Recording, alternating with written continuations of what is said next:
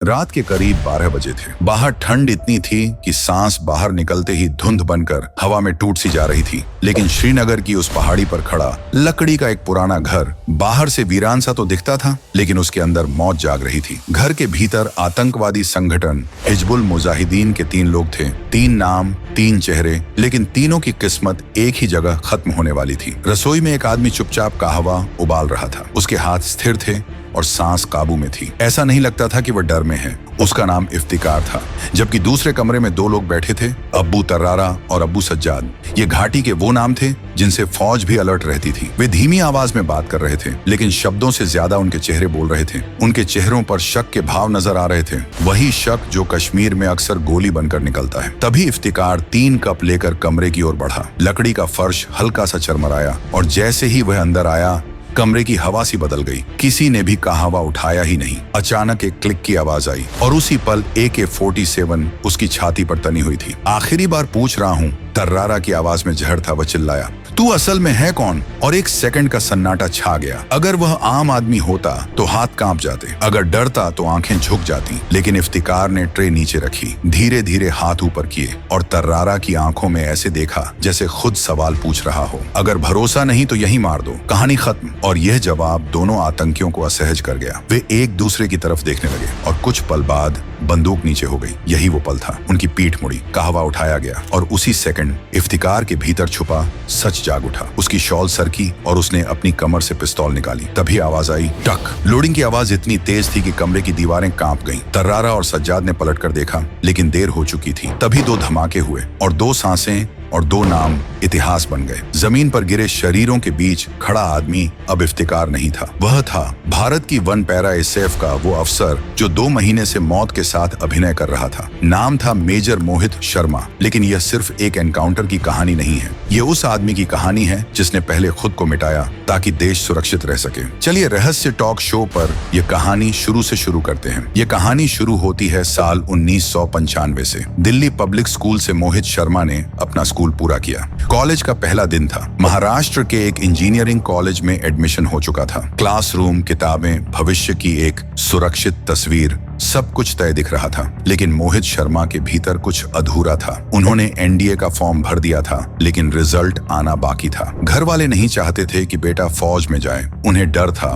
खाकी वर्दी से, बॉर्डर से और उस जिंदगी से जहां हर दिन आखिरी हो सकता है। इसलिए जब NDA का रिजल्ट आया तो घर वालों ने उन्होंने बताया ही नहीं कि वे NDA का एग्जाम पास कर चुके हैं। दिन बीतते गए, मोहित बेचैन होने लगे। इतना वक्त हो गया, अभी तक रिजल्ट क्यों नहीं आया? ये सवाल अब उन्हें रात में सोने नहीं देता था। आखिरकार उन्होंने खुद फोन उठाया और सीधे UPSC दफ्तर मिला दिया। उधर से जवाब आया, आप लिखित परीक्षा पास कर चुके हैं। बस उस एक लाइन ने उनकी जिंदगी की दिशा तय कर दी। उन्होंने किसी को कुछ नहीं बताया, चुपचाप बैग उठाया और इंटरव्यू देने भोपाल निकल गए। इंटरव्यू भी आराम से क्लियर हो गया। अब मेडिकल दिल्ली में होना था। गाजियाबाद पहुंचकर उन्होंने सच घर वालों के सामने रख दिया। कमरे में सन्नाटा था। माँ की आंखें भर आईं और पिता काफी देर तक कुछ बोले नहीं। लेकिन बेटे की आंखों में जो आग थी उसे रोक पाना अब मुमकिन नहीं था। घर वाले मान गए, लेकिन किस्मत ने एक और इम्तिहान रख दिया। मेडिकल में उनका वजन पूरे 6 किलो कम निकला और उनके पास वक्त सिर्फ 4 हफ्ते का था। 4 हफ्ते में या तो सपना टूटता या इतिहास बनता। मोहित के सपने को पूरा करने के लिए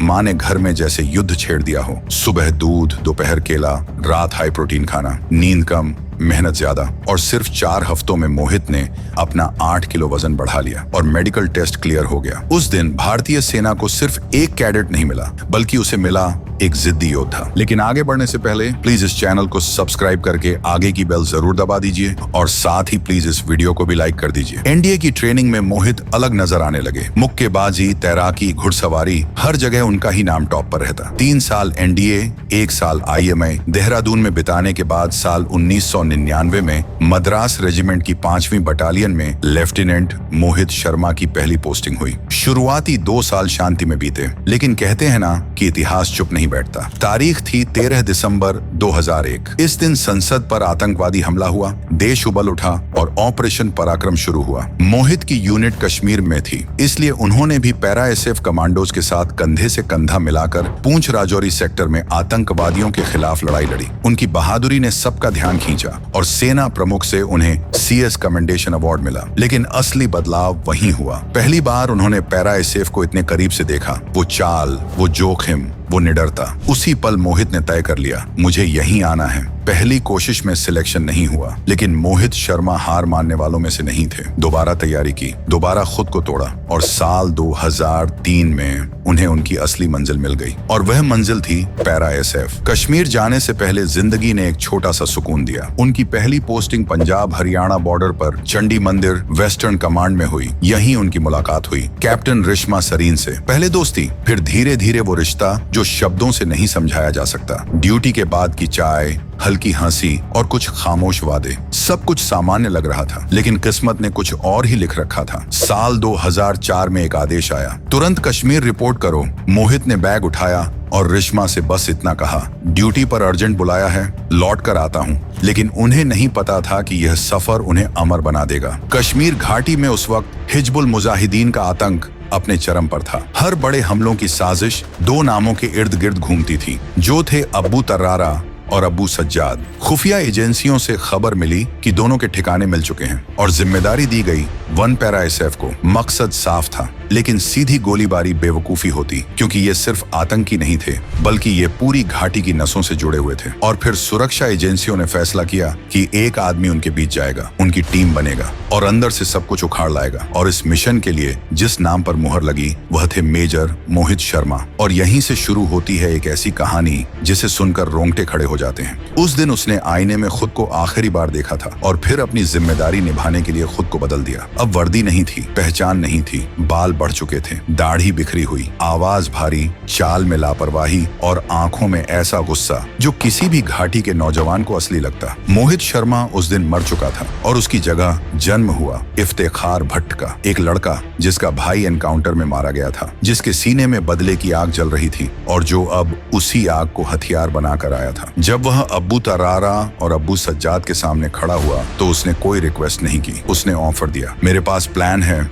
चेक पोस्ट उड़ाने का रास्ता पता है, टाइमिंग पता है और हथियार वो भी। उसकी आवाज में शिकायत नहीं, भरोसा था। उसने नाम नहीं लिया, बस नक्शा खींचा। दोनों आतंकी चुपचाप सुनते रहे। इतनी तैयारी, इतनी सटीक बातें। अब्बू सज्जाद ने हंसकर कहा, अगर ये सब सच है तो तू हमारे काम का है इफ्तेखार। और यहीं से खेल शुरू हुआ। दिन नहीं, रातें शुरू हुई। अब एक ही छत के नीचे, एक ही आग के पास, एक ही खाने की थाली। 2 हफ्ते वह कश्मीर के सबसे खतरनाक आतंकवादियों के बीच रहा। हर रात इफ्तेखार उनसे सुनता रहा, कौन किससे जुड़ा है, कहां से हथियार आते हैं, किस रास्ते से घुसपैठ होती है। वह कुछ लिखता नहीं था, कुछ पूछता नहीं था, बस याद रखता था। और समय आ गया। ये उनकी जिंदगी का असली दिन था। पाकिस्तान से 3 और लोग आने वाले थे। मिशन बड़ा था और ठिकाना कश्मीर से 50 किलोमीटर भीतर ऊंचाई पर बना एक पुराना लकड़ी का घर। ठंड इतनी कि सांस भी सफेद होकर बाहर आती। उस रात घर के भीतर अजीब सन्नाटा था। किचन में इफ्तेखार कहवा बना रहा था। हाथ स्थिर थे, चेहरा शांत, लेकिन अंदर सेकंड गिने जा रहे थे। तर्रारा और सज्जाद आपस में देख रहे थे। कश्मीर में भरोसा सबसे महंगी चीज होती है, इसलिए उन्होंने सोचा कि क्यों ना इफ्तेखार का एक आखिरी टेस्ट लिया जाए। तभी इफ्तेखार ट्रे लेकर कमरे में आया और उसी पल, सच सच बता,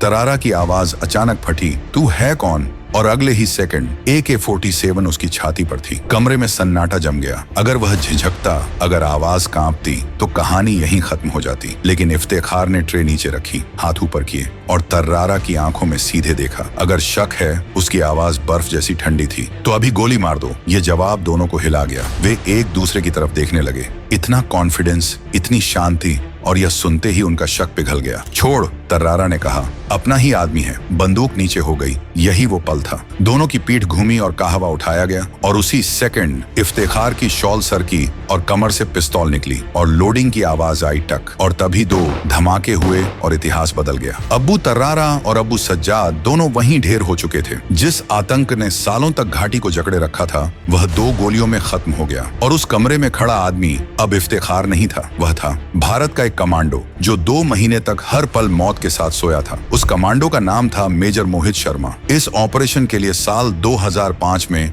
उन्हें सेना का मेडल दिया गया, लेकिन असली इनाम वो उस रात मिल चुका था। जब एक आदमी ने दुश्मन बनकर दुश्मन को ही खत्म कर दिया और साबित कर दिया कि जंग सिर्फ बंदूक से नहीं जीती जाती, कभी कभी खुद को मिटाकर भी देश बचाया जाता है। उधर जिंदगी ने पहली बार उन्हें कुछ पल की राहत दी थी। शादी हो चुकी थी। रिश्मा अब सिर्फ एक नाम नहीं, घर की सदस्य थी। एक ऐसा घर जहां लौटने की उम्मीद होती है। कुछ महीनों बाद उनका हिमाचल प्रदेश के नाहन में स्थित स्पेशल फोर्स ट्रेनिंग स्कूल में तबादला हुआ। अब वह मोर्चे पर नहीं थे, बल्कि जवानों को मोर्चे के लिए तैयार कर रहे थे। 2 साल भी पूरे नहीं हुए थे और फिर भी उन्हें इंस्ट्रक्टर बना दिया गया। यह अपने आप में एक संकेत था कि यह अवसर सामान्य नहीं है। माता पिता ने चैन की सांस ली। उन्हें लगा कि अब बेटा पहाड़ों की गोली से दूर है, अब जिंदगी स्थिर हो जाएगी। लेकिन कश्मीर कभी स्थिर नहीं रहता। जब घाटी जलती है तो पैरा एसएफ को ही बुलाया जाता है। तारीख थी 5 अक्टूबर 2008। मेजर मोहित शर्मा को एक लाइन का एक आदेश आया, स्पेशल रेस्क्यू ऑपरेशन, तुरंत कश्मीर रिपोर्ट करो। मोहित ने बैग उठाया। इस बार कोई लंबा अलविदा नहीं था, क्योंकि दोनों जानते थे ये वर्दी सवाल नहीं पूछती। और फिर आया मार्च 2009। बर्फ पिघल रही थी, हवा में हल्की गर्मी लौट रही थी, लेकिन जमीन के नीचे बारूद अब भी जिंदा था। 20 मार्च की दोपहर कुपवाड़ा बेस पर मेजर शर्मा अपनी यूनिट के 25 जवानों के साथ मौजूद थे। तभी एक संदेश आया, कुपवाड़ा से कुछ किलोमीटर दूर फफूदा जंगल में घुसपैठ देखी गई है। कुछ ही मिनट बाद सेक्टर कमांडर की आवाज रेडियो पर गूंजी, मोहित तुरंत बेलगाम पहुंचो, स्थिति बिगड़ रही है। कोई सवाल नहीं, कोई देरी नहीं। उनकी टीम तुरंत निकली। बेलगाम पहुंचकर 6RR के मुख्यालय में स्थिति साफ की गई। 18 मार्च को नॉर्थ कश्मीर से घुसपैठ की कोशिश हुई थी और फफूदा जंगल में उनकी मुठभेड़ एक टीम से हुई थी, लेकिन आतंकी बच निकले। मोहित ने यह सुनते ही समझ लिया, यह सिर्फ घुसपैठ नहीं थी, बल्कि यह शिकार था। और इस बार शिकारी वो और उनकी टीम थे, लेकिन रास्ता आसान नहीं था। घना जंगल, धुंध, बर्फ और दुश्मनों की संख्या अज्ञात थी। हथियारों की जानकारी भी नहीं थी और सबसे खतरनाक बात, यह भी नहीं पता कि वे छिपे कहाँ हैं। फिर भी एक बात साफ थी, अगर आज यह मिशन अधूरा रहा तो कल कोई निर्दोष मरेगा, और वह कीमत मोहित शर्मा चुकाने को तैयार नहीं थे। यह लड़ाई ऐसी थी जैसे अंधेरे में तीर चलाना। चारों तरफ ऊंचे देवदार के पेड़, जमी हुई बर्फ और हवा में तैरता सन्नाटा छाया हुआ था। लेकिन उस सन्नाटे के बीच एक चीज बिल्कुल साफ थी, उनका इरादा। 21 मार्च 2009 रात 2:30 बजे, जब पूरी घाटी सो रही थी, तो पैरा एसएफ पैरों की आहट दबाकर और सांस रोककर चल चुकी थी। सुबह 4 बजे से पहले वे उस इलाके में पहुंच चुके थे जहां आतंकियों को आखिरी बार देखा गया था। लेकिन सामने सिर्फ जंगल था, कहीं कोई निशान नहीं, कहीं कोई आवाज नहीं। कुछ देर की प्लानिंग के बाद सुबह करीब 8 बजे मोहित शर्मा ने टीम को 3 हिस्सों में बांटा। हर टुकड़ी में 8 जवान थे। पहली टुकड़ी का नेतृत्व उन्होंने खुद किया, दूसरी टुकड़ी का नेतृत्व नायब सूबेदार उत्तम चंद ने और तीसरी टुकड़ी हवलदार राकेश खंडेलवाल ने संभाली। आदेश साफ थे, उत्तम तुम ऊपर की छोटी पकड़ो, वहां से कवर मिलेगा। राकेश तुम दूसरी दिशा से मूव करो, कोई हलचल छूटनी नहीं चाहिए। टीमें निकल पड़ी और तभी बर्फ पर कुछ ऐसा दिखा जिसने पूरी कहानी बदल दी। पैरों के निशान, सीधे, गहरे, सोचे समझे। ये आम घुसपैठिए नहीं थे, ये शिकार अब शुरू हो चुका था और आगे जो होने वाला था वह सिर्फ एक ऑपरेशन नहीं, बल्कि एक बलिदान की कहानी थी। बर्फ पर बने निशान उम्मीद भी थे और खतरे की घंटी भी। पहली नजर में लगा जैसे कोई रास्ता छोड़ गया हो, लेकिन अगली ही पल मोहित शर्मा समझ चुके थे कि यह साधारण घुसपैठ नहीं है। आगे चलने वाला आदमी जानता था कि बर्फ कैसे पड़ी जाती है। वह हर कदम सोच समझ कर रख रहा था और पीछे चलने वाले उसी के निशानों पर पैर रख रहे थे। यह तरीका सिर्फ ट्रेनिंग से नहीं आता, बल्कि यह तरीका युद्ध से आता है। मतलब सामने दुश्मन कम नहीं था, मतलब सामने डर नहीं था। फिर भी टीम आगे बढ़ती रही। कितने आतंकी हैं कोई अंदाजा नहीं, कहाँ छिपे हैं पता नहीं, हथियार मालूम नहीं। हर कदम के साथ खतरा बढ़ रहा था। तभी रेडियो पर अचानक आवाज गूंजी, सर 2 आतंकी दिखे हैं, टारगेट इन साइट। और अगले ही सेकंड पूरा जंगल फट पड़ा। गोलियों की आवाज देवदारों से टकराकर लौटने लगी। ऐसा लगा जैसे हवा खुद गोली बन गई हो। मेजर शर्मा अपनी टुकड़ी के साथ उसी दिशा में बढ़े ही थे कि चारों तरफ से फायरिंग शुरू हो गई। यह आम मुठभेड़ नहीं थी, यह घात थी। मौत हर दिशा से आ रही थी और तभी ऑपरेशन का पहला झटका। कमांडो नेत्र सिंह गोली लगते ही वहीं गिर पड़े। एक पल को सब थम गया, लेकिन अगले ही पल मोहित की आवाज गूंजी, कवर लो, नीचे रहो। जवान जमीन से चिपक गए, रेंगते हुए पेड़ों, चट्टानों और जड़ों के पीछे पोजीशन लेने लगे। लेकिन दुश्मन तेज था। आतंकी आधा घेरा बना चुके थे। गोलियां ज्यादातर सामने से आ रही थीं। मोहित शर्मा हर आवाज सुन रहे थे, हर ब्रस्ट गिन रहे थे और तभी उन्हें समझ आ गया, 50 से 60 मीटर नीचे की ढलान, ऊपर खुला मैदान, वे हमें फंसा रहे हैं। और यहीं फर्क पड़ा, क्योंकि अब सामने कोई आम अफसर नहीं था। अब सामने पैरा एसएफ का एक बहादुर शिकारी था। मोहित ने हाथ के इशारे से 2 जवानों गोलियों को दाईं ओर बढ़ाया। जैसे ही वे आगे सरके, उसी दिशा में भारी फायरिंग शुरू हो गई, इतनी तेज कि जमीन खुद कांप उठी। दोनों को पीछे हटना पड़ा, लेकिन मोहित शर्मा पीछे नहीं हटे। उन्होंने रेडियो उठाया और बोले, राकेश, अपनी टुकड़ी को ऊपर की चोटी पर ले जाओ, ऊपर से दबाव बनाओ। 1 सेकंड की भी देरी नहीं हुई। राकेश खंडेलवाल ने टीम को 2-2 की जोड़ी में बांटा और ऊंचाई से फायर खोल दिया, लेकिन किस्मत ने फिर वार किया। एक तेज धमाका हुआ और गोली राकेश की जांघ में घुस गई। मांस चीरती हुई। उनका पैर लगभग जवाब दे चुका था, लेकिन वह चीखा नहीं। उसने पटका निकाला, घाव को बांधा और एक हाथ से फायरिंग जारी रखी। इस बीच एक जवान शहीद एक गंभीर रूप से घायल हो गया। अब साफ हो चुका था कि दुश्मन बेहतर पोजीशन में था। नीचे ढलान, हम ऊपर खुले में। बर्फ से ढके पहाड़ पर गोलियां ऐसे बरस रही थीं जैसे आसमान से अंगारे गिर रहे हों। स्थिति बिगड़ रही थी। मोहित शर्मा चिल्लाए, पीछे हटो, कवर लो। जवान पीछे रेंगने लगे, लेकिन उन्हें निकालने के लिए कोई आगे रहना जरूरी था, और वह कोई और नहीं बल्कि मेजर मोहित शर्मा थे। वह खुद खड़े रहे, खुद फायर करते रहे। तभी राजीव की आवाज आई, सर, पहले आप कवर में आइए, मैं संभालता हूँ। लेकिन जवाब वही था जो सिर्फ असली लीडर देता है, नहीं राजीव, तुम आगे बढ़ो, मैं बाद में आता हूँ। अगले ही पल एक गोली उनकी बाईं बाह में धंस गई, तेज, गहरी। लेकिन उन्होंने कराहना नहीं चुना, उन्होंने लड़ना चुना। जैसे चट्टान को दर्द महसूस नहीं होता, वैसे ही वह फिर फायरिंग में जुट गए। जब बाकी कमांडोज सुरक्षित पोजीशन में पहुंच चुके थे, तो तब मोहित शर्मा की आवाज फिर गूंजी, सुभाष, MGL तैयार करो, अब जवाब देने का वक्त है। और इसके बाद जंगल ने जो देखा वह सिर्फ एक मुठभेड़ नहीं थी। लांस नायक सुभाष सिंह पोजीशन लेने ही वाले थे। बस एक कदम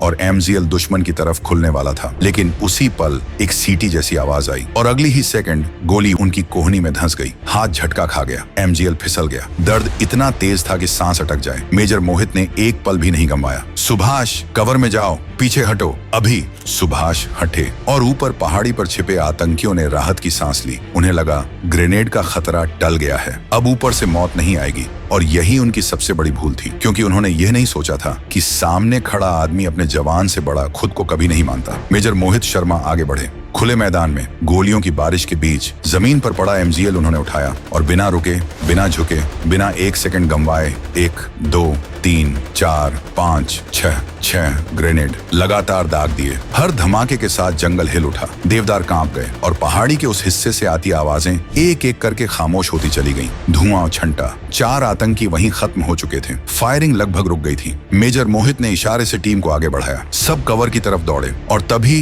एक अलग आवाज आई। वह बाकी गोलियों से अलग थी, ज्यादा तेज और ज्यादा सटीक थी, और पीछे से आई गोली उनके शरीर को पार कर गई। बुलेट प्रूफ जैकेट ने सामने से बचाया था, लेकिन पीछे की एक कमजोर जगह रह गई थी और वहीं किस्मत ने वार कर दिया। मेजर मोहित डगमगाए। राजीव दौड़कर पहुंचे। सर, आप ठीक तो हैं? मोहित ने खून से सना चेहरा उठाया। हल्की सी मुस्कान आई। मैं ठीक हूँ राजीव, बस खरोंच है। तुम फायरिंग जारी रखो, एक भी आतंकी बचना नहीं चाहिए। और उसी वक्त तीसरी टुकड़ी, जिसे सुबह छोटी पर भेजा गया था, आखिरकार अपनी पोजीशन पर पहुंच गई। ऊपर से फायर खुला। आतंकी अब 2 तरफ से दबाव में थे। खून से लथपथ मोहित एक पेड़ का सहारा लेकर अब भी गोलियां चला रहे थे। घड़ी की सुइयां धीरे धीरे शाम की ओर बढ़ रही थी। फायरिंग अब जाकर शांत हुई। टीम ने मौका देखकर मेजर मोहित को वहां से निकाला, लेकिन तब तक बहुत देर हो चुकी थी। खून बहुत बह चुका था। सांसें धीमी थीं, लेकिन आंखों में वही आग। हॉस्पिटल ले जाते वक्त भी वह बस एक ही बात दोहराते रहे, मैं ठीक हूँ, पहले बाकी लड़कों को देखो। उसी शाम उन्हें श्रीनगर के 92वें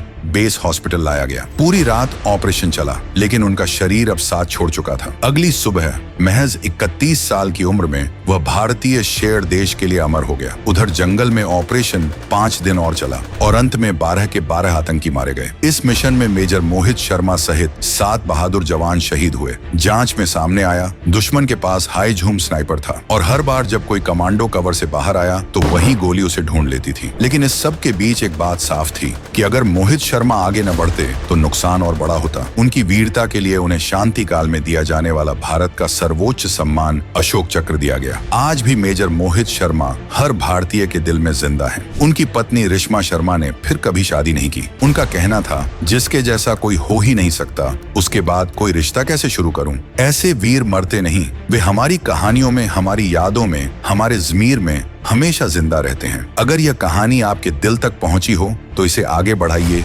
शेयर कीजिए, क्योंकि हीरो वही होते हैं जो खुद मिटकर देश को जिंदा रखते हैं। कमेंट में जय हिंद लिखकर मेजर मोहित शर्मा को श्रद्धांजलि दें। जय हिंद, जय भारत।